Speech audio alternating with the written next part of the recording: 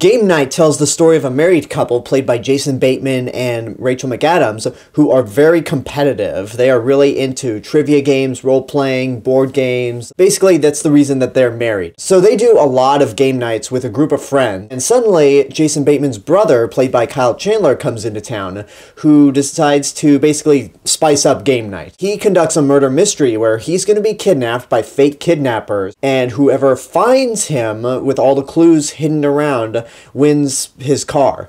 Unfortunately, things take an unexpected turn when the fake kidnapping actually becomes real. So basically, Kyle Chandler has really been kidnapped, and it's up to this group of friends to try to figure out where he is, which eventually leads them to realize, oh shit, this is not a game, this is real. When I saw the trailers for this, it actually looked creative. I actually like the premise of the movie, and it has a great cast. I mean, Rachel McAdams and Jason Bateman are great, and then you have some other people in this movie like Kyle Chandler and Jesse Plemons. I'll get more to him a little later. And I thought all the jokes in the trailer just seemed to hit well. And then when I saw the trailer again, my excitement just really went downhill. I actually don't know why. Maybe because all the jokes didn't seem to work the second time, or maybe I was just kind of cynical because a lot of comedies that I see today that are from a major studio aren't really that good, and usually they come from Will Ferrell, Adam Sandler, or Melissa McCarthy. And I'm glad to say that Game Night is not only not those kinds of movies, but it might actually be the most clever comedy I've seen since the original Hangover.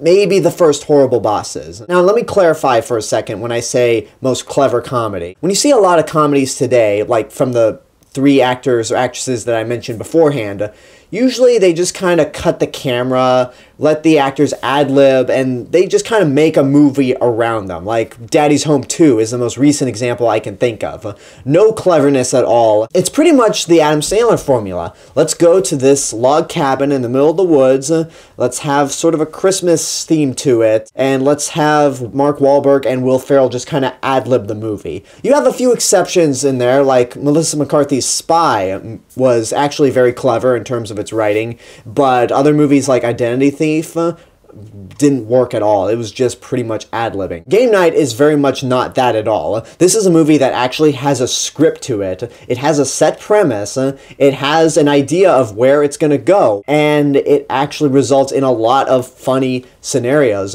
and you got a great cast to carry this movie. Jason Bateman is somebody who does a lot of the same shtick that he does in a lot of his movies, but he's just so damn charming. I really like Jason Bateman. He has great comedic timing. He's funny all around. And he has really great chemistry with Rachel McAdams in this movie. Both of them are extremely competitive with each other and with their group of friends. And with this script that the movie has, he gets a lot of one-liners, but he really has great comedic timing when it comes to these one-liners to where it becomes hysterical. For example, there's that scene that you see in the trailer where the real kidnappers have Kyle Chandler and they say, "Nobody else follow us." And then Jason Bateman's just casually going, "Okay, roger that, you guys drive safe." Like I said, you got a great cast and all these actors, even if there are some people that you really don't know, they all have great chemistry with each other, but the one actor that really steals the show, and you'll hear everyone talk about this, is Jesse Plemons. He plays the creepy cop Gary, who's pretty much the next door neighbor to Rachel McAdams and Jason Bateman, and they really treat his character like he's a serial killer. He's just standing off in the distance, he's always in his police uniform, he has that creepy look, he's pretty much a creepy Matt Damon. For anyone who imagined, you know what, if I were neighbors with Matt Damon, that would be so awesome. And then you get discount Matt Damon right here, and you're like, oh shit, never mind. I gotta figure out how to get out of here. I gotta move away from this guy because he's just so... But his comedic timing is so good as well. He's just so deadpan, he's so serious, and that's one of the great elements about this movie is that the premise itself and all the scenarios are very serious, but because the actors are playing it for laughs, because they think it's an actual game, they don't really find out that it's real until a certain point, it just makes it a hell of a lot funnier. Now, one thing that this movie does that I actually didn't really expect any comedies like this to do is perfect the technical aspect. For a comedy, this actually has a lot of creative camera work, which I'm really surprised at. A lot of establishing shots are made to look like it's a board game, to where I thought they were actually models, but it turns out it's actually overhead shots, and they kind of filter it to make it look like models. It's really creative. And then there's a lot of creative camera work with the car chase sequences. There are a couple of shots where it looks like a GoPro is rigged onto a car, on the back of a car from a distance, but it looks like they have digitally erased the rod that's holding the camera, and it just really looks cool. It really surprised me at how well the technical aspects of this movie are. And the score. I actually really like the score for this movie, which is something that I rarely say for comedies of this kind, because I mean, the last great comedy score that I could think of for a movie that was a comedy might be Shot in the Dark, but that was 1964. It was really that long.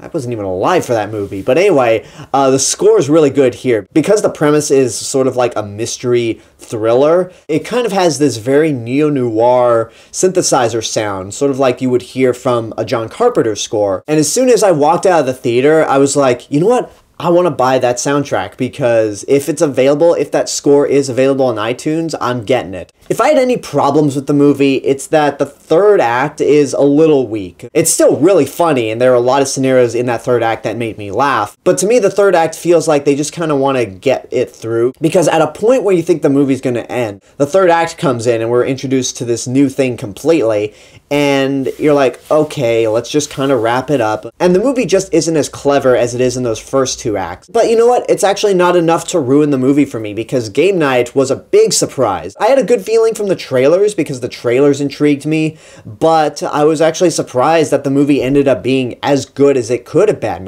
This is what happens when you really put effort into your comedies, when you actually have a script that you chisel out. You don't let the actors completely ad-lib, and if you do, it allows the improv to be a lot better, because they actually have material to work with. So the comedy is great, the score is great, the camera work is great. I almost forgot that there is one scene in this movie that takes place in a mansion. It's sort of a chase scene, and it's one long shot, and it's just incredible. It goes through this entire set of a mansion, upstairs, downstairs. It's pretty incredible. So I'm not completely over the moon about this movie, which is why I'm not going to say get off your ass and go see it right now, but it is definitely worth seeing in your lifetime. Like I said before, this is probably the most clever comedy I've seen since the original Hangover in terms of a script, and I really can't wait to see it again. I even can't wait to buy this on Blu-ray. And that's my review for Game Night. I hope you enjoyed it. Leave a comment down below and tell me what your thoughts are on the movie, if and when you've seen it. And as always, this is the real Mr. Robinson telling you there's only one.